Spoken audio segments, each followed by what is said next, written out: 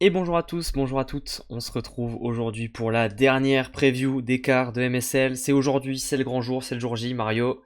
On est à fond, On est bouillant, on on est est bouillant. bouillantissime, on est en ébullition. On, on mange la table, comme on dit, d'impatience. Là, on n'en peut plus. Là, ça y est, c'est ce soir. Là, la vidéo, elle sort à midi. Dans 6 heures, c'est les playoffs. On sera en live. Donc vraiment là, c'est le grand moment. Il nous reste une preview à faire, Mario, de ces quarts de finale. C'est Tours contre Nice, Et oui. quatrième contre cinquième, du coup. C'était indécis hein, jusqu'à la fin de saison. Ça aurait pu bouger un petit peu sur ses positions. Tours pouvait finir entre troisième et cinquième. Nice pouvait remonter aussi quatrième, pouvait Mm. descendre sixième aussi, il me semble. Ouais, si c'est ça. Nice pouvait être entre 4 et 6 Ouais, selon ce qui se ça s'est passait. joué. Finalement, personne n'a bougé entre les deux équipes. Elles sont restées à leur place, étant donné que Tours a gagné la dernière rencontre qui opposait du coup Tours contre Nice. Mm. On aura l'occasion d'en parler. Euh, Comme les dernières fois, voilà, petit retour sur les oppositions entre ces deux équipes. On va regarder un petit peu quelles vont être les clés dans cette série de playoffs. Les facteurs X, les forces en présence, l'effectif, l'infirmerie, et enfin le pronostic, quoi, simplement. Classique, ça Fait le bouge tour, pas. quoi. Tranquillou. Enfin, un petit tour, un Avant les petit 4 tour. matchs de ce soir, hein. C'est ça. Bon, les 8 même, parce qu'il y a la Ligue B, il y a la Ligue B. Ah oui, c'est vrai, c'est vrai, c'est vrai. Et beaucoup, hein. Aïe, aïe, aïe. On Alors, va suivre beaucoup de matchs. Du coup, Mario, donc ces deux équipes se sont rencontrées deux fois cette saison. La première en novembre, victoire de Tours dans la salle de Nice, 3-7 à 1, dans un match dans lequel Simon Hirsch avait joué un petit peu tout seul. 22 points pour lui, le deuxième marqueur de son équipe, c'est Merrick McHenry avec 9 points. Donc il avait un peu joué solo. En face, on avait vu un très bon Herman Engelskans, euh, accompagné d'un Putain, tant potron et quand d'un il était là. guerrier, accompagné d'un potron, d'un guerrier et d'un Leandro Santos, des grands soirs. Match retour, c'est quand même celui-là qui va nous intéresser le plus parce qu'en fait c'était il y a à peine, c'était il y a 2 semaines quoi. C'était le dernier match de la saison régulière, Ouais. donc du coup vraiment la rencontre qui nous intéresse. 3-0 pour Tours, 25-21, 25-22, 25-19. On avait vu un Ryan Sclatter qui continue sur sa lancée hein, des matchs récents. Il est très très très important du côté de Tours. Mm. On avait vu également Alexandre Strello qui apporte beaucoup récemment et qui va être une vraie force dans cette équipe de Tours pour ses playoffs peut-être, qu'il aura du temps de jeu, peut-être qu'il sera utilisé par Marcelo Belle arme, Francovert. Ouais, belle arme offensive. Ouais. c'est ça. Et en face, une équipe qui avait été en dessous hein, de toute manière sur cette rencontre. Euh, Mario, pour toi, quelles vont être les clés un petit peu de cette rencontre? Qui est favori déjà pour toi? Qui part favori sur le papier? Euh, Bon, bah évidemment, Sans trop c'est tout, spoiler hein, le on va pas se pronostic, mentir. mais Le favori, est évidemment Tours parce qu'il y a quand même une sacrée différence entre les deux effectifs.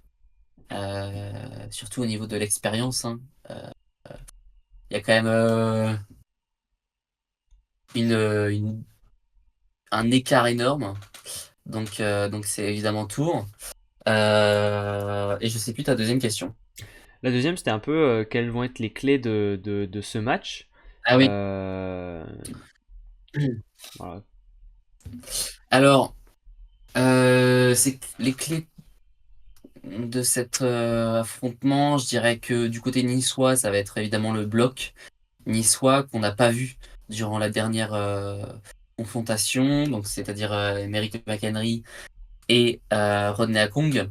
Mhm. Il va falloir que les 2 centraux soient, en forme et présents, ce qui avait manqué, hein, comme je disais donc, contre Tours lors de la dernière journée. Il va falloir aussi que Simon Hirsch soit présent parce qu'en face, Clatter, tu l'as très bien dit, on a vu ces derniers matchs qui étaient bouillants, notamment on l'a vu contre Resovia où il avait vraiment fait de très, très belles performances. Donc il va y avoir un très gros Ouais. duel entre les 2 pointus. À la passe, on a, On a le talent bosnien Koric contre une pépite portugaise Bruno Dias. Là aussi, ça va être une clé. C'est-à-dire que va falloir qu'ils arrivent à créer un plan de jeu qui sort un peu de ce qu'ils ont proposé durant cette saison un petit peu pour que ils arrivent Mhm. à comment dire prendre par surprise les Tourangeaux. Ouais, Donc je dirais et puis le service hein, évidemment. Maintenant le service c'est l'une des clés de toute façon de tous les matchs. évidemment. Donc ouais, ça c'est un peu évident. Mais Est-ce voilà. que moi je vais te rejoindre un peu là-dessus. Pour moi, ça va être il faut que Nice euh, arrive à jouer bah, un peu un jeu d'une équipe arrive à jouer au-dessus de son niveau d'expérience, tu vois. Parce que on a que des Mm. jeunes presque, que des jeunes avec assez peu d'expérience dans des matchs comme ça, dans des playoffs, etc. Euh, Ils ont quand même quelques vétérans qui ont de la bouteille. Ils ont Brice Donna qui saura trouver Donc, l'entraîneur, quand même. les bonnes adaptations et les bons mots pour pousser les siens. Ça, j'en doute pas. Mais moi, c'est un peu ça la grosse question et le gros point qui va m'intéresser dans cette série, c'est comment réagit Nice, comment joue Nice, euh, comment jouent les jeunes en fait. Est-ce que ils se Et comment ils transcendent? entament leur match. Est-ce qu'ils se transcendent? Est-ce qu'ils se tétanisent? Est-ce qu'ils font beaucoup de fautes? Ou bien est-ce que justement ils sont en feu? Déjà pour eux ça va pas être facile parce que les deux premiers matchs ça va être à Grenon quand même. Et ça c'est quand même une tâche qui est compliquée parce qu'ils vont pas du tout être dans leur zone de confort. Donc forcément ça complique les choses. Ensuite on en a parlé pour Tourcoing et pour Tours c'est un peu similaire. On va avoir un rythme de match qui peut être assez soutenu parce que les équipes vont enchaîner. On va avoir un match le vendredi, ensuite ça va rejouer le dimanche. Donc à peine, voilà, on a une journée de repos entre les deux matchs. Là où Tours a joué cette saison en Coupe d'Europe, Nice, eux, pas du tout. Ils sont sortis très tôt de Coupe de France, donc ils ont eu un calendrier qui était le plus Léger. léger qui soit, quoi. Ils ont eu le calendrier le plus léger Mm. possible. Donc à voir aussi comment ils arrivent à gérer ça, cet enchaînement de matchs. Surtout Ouais. bah, les deux premiers. Moi, j'ai peur que Nice n'arrive pas à être compétitif sur les deux premiers matchs à Tours. À Grenon, bon, dans une salle qui est pas facile, avec l'enchaînement de matchs, C'est clair. qui mettent du temps à rentrer en fait dans cet événement que sont les playoffs. Et que au final tu te retrouves dans le match 3 à Nice, tu perds 2-0 et que ce soit déjà trop tard, tu vois. Un petit peu. Et même effectivement qu'ils prennent du temps à entrer dans leur match, voire même qu'ils entrent dans leur match en fait, parce que Ouais. lors de la dernière confrontation, c'était vraiment très très très compliqué. Et ça se voyait dès le début de match, puisque d'ailleurs il y avait une série Tourangelle. On voyait que dès le début de match, les Niçois étaient un petit peu, enfin, ils étaient pas très dedans, quoi. Lors du dernier match, peut-être que c'était parce que c'était la fin de saison régulière. On sait pas trop. Maintenant, ça va être les playoffs. On sait que c'est un nouveau championnat avec des guillemets. Donc Un petit voilà, peu, ouais. les Niçois vont devoir être au rendez-vous. Je me demande aussi, est-ce qu'il va pas faire un peu tourner Ronakong et Kriek, À peut-être voir, aussi. Euh, Parce qu'effectivement, commence à être un petit peu âgé aussi, hein, Ronakong et Erdo Kriek. bien On sûr. va peut-être avoir une petite rotation entre les deux, entre ces deux journées. En tout cas, il va falloir tenter les choses, il va falloir rentrer dans leur match dès Hmm. que le premier point se joue, parce qu'il faut mettre de la pression sur les Tourangeaux. En fait, il faut pas laisser les Tourangeaux créer leur jeu et s'amuser, en fait, en vrai, parce que quand ils déballent, les Tourangeaux, ils déballent. Quand ils rigolent plus, Ouais. ça envoie. Donc, il va falloir vraiment mettre la pression d'entrée au service. On sait que les Niçois ont un très très gros service, hein. Ils mettent beaucoup de pression cette saison au service. Il va falloir qu'ils Mhm. y aillent à fond. Et aussi au bloc, hein. Au bloc, va falloir assurer parce que on sait que le bloc niçois est vraiment performant cette saison, à l'inverse du bloc tourangeau, qui est le pire bloc de ce championnat, hein. C'est le pire, Ok. c'est l'équipe qui produit le moins de blocs cette saison parmi toutes les équipes du championnat. Ils sont en dessous la barre ils sont à 162 blocs cette saison. C'est vraiment pas grand-chose. Donc, il va falloir aussi profiter de cette petite faille au niveau du Mhm. bloc cette saison des Anjou pour potentiellement aller chercher des points Ok. dans ces secteurs, dans ce secteur-là en tout cas. Moi, côté Tours, il y a quand même quelque chose qui me rassure, tu vois, sur cette fin de saison. C'est que, on en parlait pour Poitiers, qui eux n'ont pas trouvé de formule. À l'inverse, Tours, pour moi, a trouvé sa formule. Tours a trouvé son rythme, Tours a trouvé Ouais. son jeu. Retour de Sclatter, ça a pris un tout petit peu de temps à s'adapter quand il est revenu, quand il est revenu de blessure. Mais depuis, là, ça déroule. Et en plus, ce qui est rassurant, c'est qu'on voit plusieurs joueurs qui arrivent à être performants sur les postes. C'est-à-dire qu'on n'a pas une équipe type qui ne bouge pas, tu vois. On a vu Alexandre Strello être très performant. On voit que au centre, on a trois centraux qu'on peut faire tourner, et on en a même un quatrième derrière Victor Rajner qui est largement capable d'apporter quelque chose quand il doit rentrer.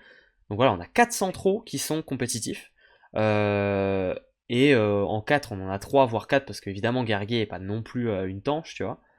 Donc vraiment, moi, c'est vraiment le point qui m'inquiète pour les Niçois, tu vois. C'est que Tours est une équipe qui déroule et qui est capable de très vite asphyxier ses adversaires. C'est ça. Et puis après, Guerguet, tu vois, on l'a vu avec le maillot de libéraux le dernier match, donc potentiellement, peut-être Il qu'il y avait a pas une déjà petite encore une blessure? blessure. Il y avait une petite blessure, je crois. Bah, potentiellement, il y avait peut-être une blessure, donc tu vois, donc effectivement. Après, moi, tu vois, moi, je pense que le Tour, en fait, c'est un porte-avions, tu vois. Genre, t'as des avions de chasse, t'as des canons, t'as des soldats. Il y a Ouais. tellement d'armes offensives. Et c'est vrai que Strello, c'est vraiment une énorme arme offensive. Je pense que lui, ça pourrait être un plan B, tu vois, pour même un plan A, tu vois, le mettre. Parce qu'il a vraiment une puissance. Il a une C'est un peu puissance. Waouh! c'est un peu un Jacob Pasteur de Chaumont, quoi. Non, absolu. Ouais, j'irais même plus loin, genre un Cardoso, tu vois, genre. Ah, je sais pas si on pourrait comparer à Cardozo, tu vois, quand Il a même. bah, au niveau de la puissance, tu vois, c'est la même chose, hein. Moi, Ouais, tu vois, ok. depuis Au niveau Cardozo, des qualités, peut-être, oui. Peut-être. j'avais pas vu une puissance aussi énorme depuis Cardozo, hein. Je trouve que Strello, quand il Bon, frappe dans la balle, tu dis ça comme si bah, ça faisait 10 tu dis ça comme si Cardozo, c'était l'ancêtre, c'était la légende. et, non, ouais, non, Ça mais fait 25 ans. C'était l'année dernière, hein, mais oui, je vois ce que tu veux dire. oui, non, mais ça veut dire que Je vois ce parmi que tous tu veux les dire. joueurs du championnat, c'est peut-être Mhm. celui qui a vraiment une puissance Ok. énormissime. Et du coup, Mais c'est vrai ils sont pas mal. pour toi, ça va être qui les facteurs X de cette rencontre des deux côtés? Euh... bah, je dirais, j'en donne deux de chaque, comme ça, je triche pas trop. Bon, Du c'est un côté peu de triché, mais Tours, ok.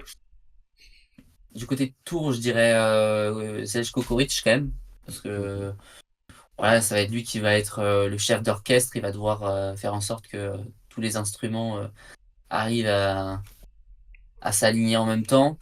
Ouais. Et quand il le fait bien, et même quand il le fait très bien, ça fonctionne et le résultat est positif pour Tours. Et deuxième point X pour Tours, je pense, ça va être Lucas Ramon. Il fait une énorme saison lui aussi, Ok. avec Corentin et Thibaut. C'est un trio de libéraux extrêmement fort, et je pense que s'il est au rendez-vous comme il l'a été cette saison, je pense que ça peut être très très difficile à faire bouger Tours, hein. Ok. Parce que quand il est en place, c'est difficile. Et du Ok. côté de Nice, bah, je vais dire forcément Bruno Dias, puisque bah, c'est le passeur aussi, et que ça va être lui qui va créer le jeu. Cette saison, pareil, en saison régulière, il a fait de très belles choses. Maintenant, en playoff, il va y avoir plus de pression. Ça va pas être le même tour en face. Donc, il va falloir qu'il arrive à regarder les tours en joue droit dans les yeux et Mhm. et à développer son jeu et à se lâcher, quoi. Ouais. Et deuxième facteur X, je dirais le centre niçois, parce que c'est l'une des clés du match et on sait que quand ça va pas, eh ben, le résultat n'est pas là.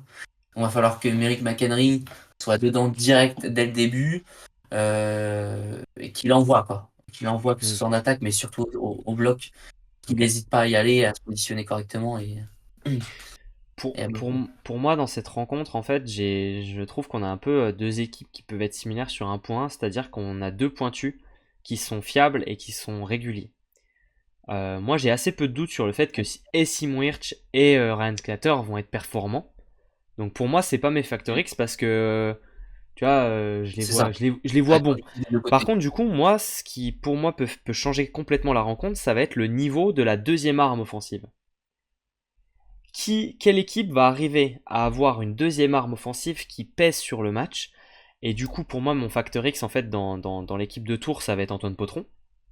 Est-ce qu'Antoine Potron Mm. peut sortir de sa boîte sur cette opposition? Parce que ça fait quelques matchs qu'il est un peu plus discret, quand même. Récemment, hein, on le voit un Mm. petit peu moins.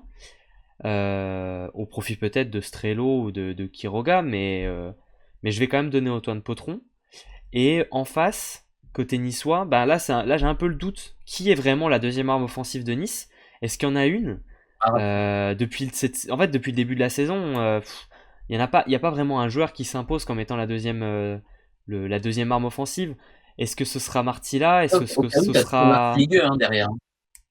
Ouais, Si mais ça fonctionne pas pour Lars ça. Miguel, c'est pas la deuxième arme offensive. Enfin, je pense pas Ah du non, tout, bah tu c'est vois. sûr. Mais je veux dire, Non, si ça par fonctionne contre, pas, t'as quand même. oui, mais c'est pas, enfin, c'est un pansement sur une plaie ouverte, Lars Miguel. Si ça fonctionne pas, Ouais. et que tu dois, enfin, tu vois ce que je veux dire. Ouais. Euh, Mm. mais par contre, est-ce que c'est Martilla, est-ce que c'est McHenry? Voilà, je sais pas trop lequel des deux est Factor X, mais en tout cas, il faudra un relais en fait dans les deux équipes au pointu. Il faudra un joueur Ah, qui puisse apporter à côté, quoi. en fait, tu vois, et je dirais même, j'irais jusque-là, c'est-à-dire que, en fait, c'est un duo, en fait, parce que dans Martilla, on le rappelle qu'il n'était pas dans le projet niçois à la base. Il prend une place de titulaire qui était normalement à Riley Harry Barnes. Barnes. Donc, il a tendance quand même à se faire quand même parfois ralentir beaucoup le ballon, etc. Donc, derrière, il faut quelque chose, quelqu'un, un joueur qui assure une possibilité de bloc sur un ballon qui a été ralenti précédemment. Donc, c'est même un duo parce que parfois, Noah Martilla va se faire ralentir. Et bah, McHenry, paf, faut qu'il fasse le point en bloc. Donc tu vois, ça va être même un duo en fait. C'est-à-dire que Ouais, bien sûr. n'est pas Non, je présent, comprends. Après, si l'un n'est pas présent, est-ce que du coup, c'est Est-ce que Raptis pourrait pas être cette deuxième arme offensive? Parce qu'au final, c'est peut-être un des seuls joueurs de cette facile. équipe Bah, qui a un âge qui est un peu plus vieux que oui, les mais bon, autres. Raptis, c'est Il est un peu plus quand vieux même que un les très autres. bon Et lui, joueur. offensivement, il a des grosses qualités. On l'avait vu l'année dernière à Poitiers, sortir des rencontres Ah à oui, plus de 25-30 points. Enfin, tu vois, il est capable, ah lui, oui, bah bien. de produire, quoi. C'est ce genre de joueur. Cette saison, il a quand même été assez discret, mais là, du coup, à voir en playoff comment ça se passe. Parce que bah, en playoff, c'est le moment où les joueurs se révèlent. Et du coup, bah, la question, ça va être bah, quel genre de joueur est Noah Martilla? Est-ce qu'il arrive à se sublimer ou est-ce qu'à l'inverse, il explose complet? Et pareil pour McKinry, tu vois. Donc peut-être que ce sera Ouais. Raptis, hein, la deuxième option, parce que les deux autres seront en difficulté C'est très certainement lui, hein. parce que leur jeunesse, mais... Ouais, mais tu vois, les deux Raptis a autres, quand du même coup, beaucoup ils plus peuvent d'expérience exploser, qu'eux, justement. hein. C'est possible. Ils peuvent être très très forts. Ouais, ouais, ouais. Bah, on va voir, hein, j'ai envie de te dire. C'est Pour ça. l'instant, sur la saison en général, ils nous ont montré de très belles choses. On est, euh, on est content de ce qu'ils ont réalisé. Maintenant, à voir s'ils vont nous en donner un peu plus. Ouais. Donc on va voir. On va pouvoir passer sur les pronostics, Mario. D'ailleurs, vous Ouais. n'hésitez pas hein, dans les commentaires à nous donner votre avis sur cette série de playoffs, sur votre pronostic, qui passe en demi-finale, quel score, etc. Mario, je te laisse commencer. Hmm. Jusqu'à présent, j'ai donné tout le monde, tous les favoris gagnants. Là, moi, j'aimerais bien quand même croire en une petite surprise et je pense que les Niçois en sont vraiment capables. Je pense qu'il y a des armes offensives qui peuvent vraiment bien rivaliser avec les Tourangeaux. Simon Hirsch, on le rappelle, mais c'est quand même l'un des meilleurs, l'un des trois meilleurs pointus de ce championnat. Il est très régulier, très productif.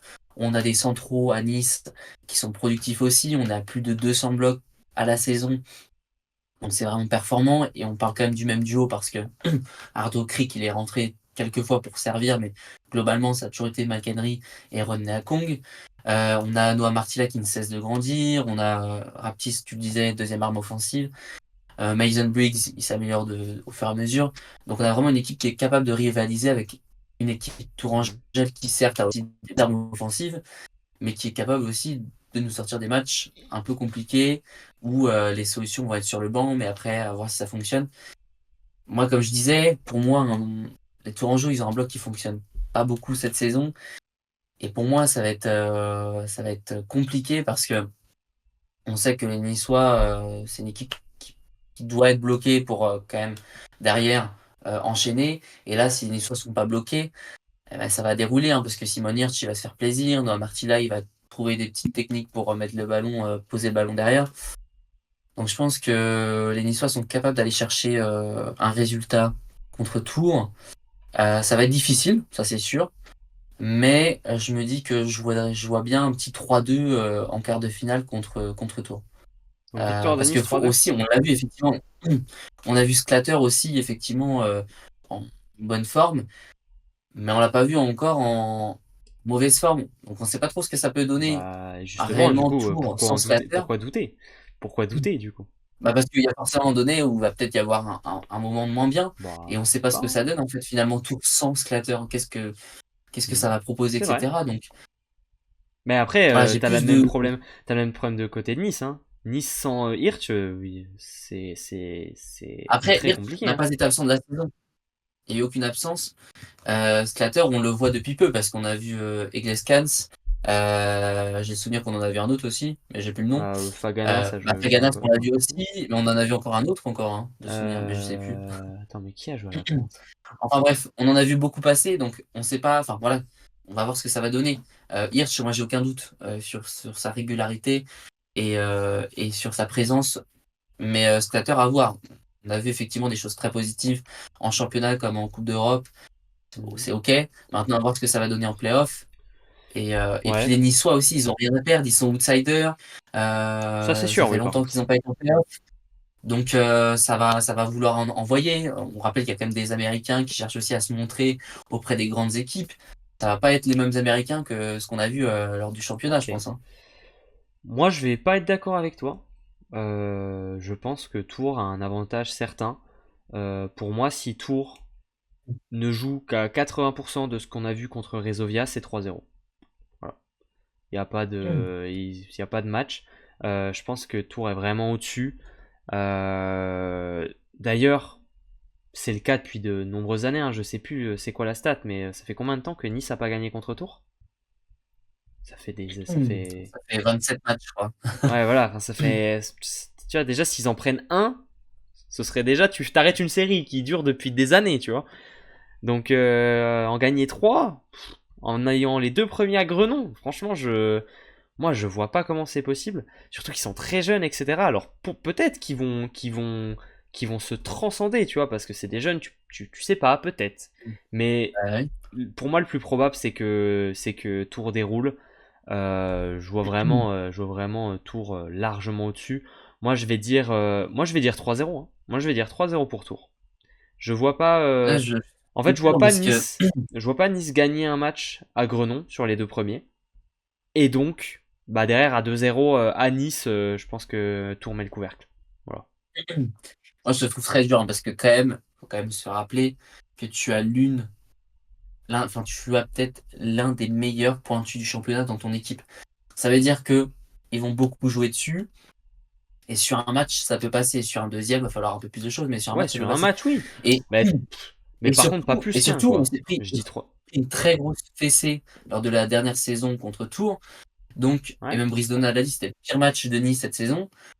Donc, il sait sur quoi travailler. Ils vont bien refaire de sûr. l'analyse vidéo, etc. Moi, je pense que cette grosse fessée-là va leur permettre de se rebooster, de voir ce qu'ils Mhm. ont fait de mal. Et en plus, ça tombe bien parce que c'est eux qui vont affronter en playoff en plus.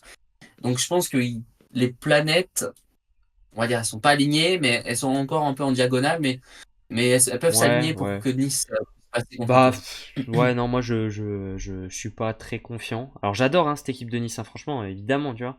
Mais si ça avait été contre Tourcoing, enfin, ou même s'ils avaient eu l'avantage du terrain, j'aurais peut-être hésité plus. Tu vois, si les places avaient été inversées, ça aurait été différent. Parce que s'ils avaient Mais commencé enfin, avec deux matchs à Nice, j'aurais sûrement pas dit la même chose, tu vois. Mais là, c'est aussi le fait que deux tu vois, matchs à Grenon, c'est dur, hein. ouais, après voilà, après, de toute façon, j'ai envie de te dire, Ah ouais, non, mais. l'endroit. Mais ce que je veux dire aussi, c'est que pour moi, tu vois, mais même, tu vois, je vais dire que Nice a potentiellement un meilleur service que Tours, tu vois.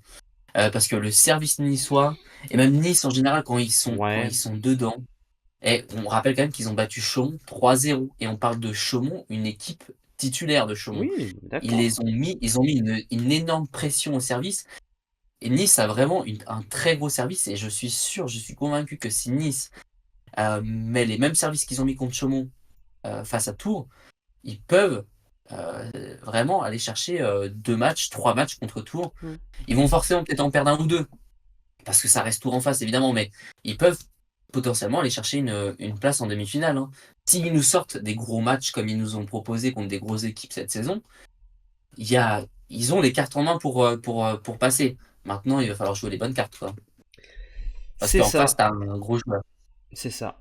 Mais en tout cas, dites-nous si vous y croyez autant que Mario Mm. pour Nice ou si, comme moi, vous êtes plutôt assez, assez du côté de Tours. Je vous laisse nous dire ça dans les commentaires. Nous, on se retrouve ce soir à partir de Et oui, 17h50, à peu près, voilà, juste avant le début du ouais, match entre Chaumont et Toulouse, sur Twitch. Donc sur la scène Twitch, je vous la mets en description si jamais. Sinon, vous pouvez la retrouver sur les réseaux sociaux, on mettra des liens. Euh, Mario, bon, mot de la fin sur ces c'est parti, playoffs. hein. C'est parti, hein. Mm. Et ben ouais, c'est parti pour la dernière ligne droite de C'est cette ça. saison. Un mois, on en a pour un Et, mois, un bon mois de playoffs, même un petit peu plus et quand j'ai même. envie de dire que les meilleurs gagnent, hein. La bonne phrase de perdant, ça. Non, mais bien Alors, sûr. non. Bon, d'accord. Bref, on vous souhaite de très bons playoffs à tous et on refera des previews évidemment pour la demi-finale et la finale. La Donc finale, voilà. Et ben on vous dit à ce soir, simplement Mario. à ce soir, et puis À bah, tout à l'heure. ciao, hein. Ciao, ciao.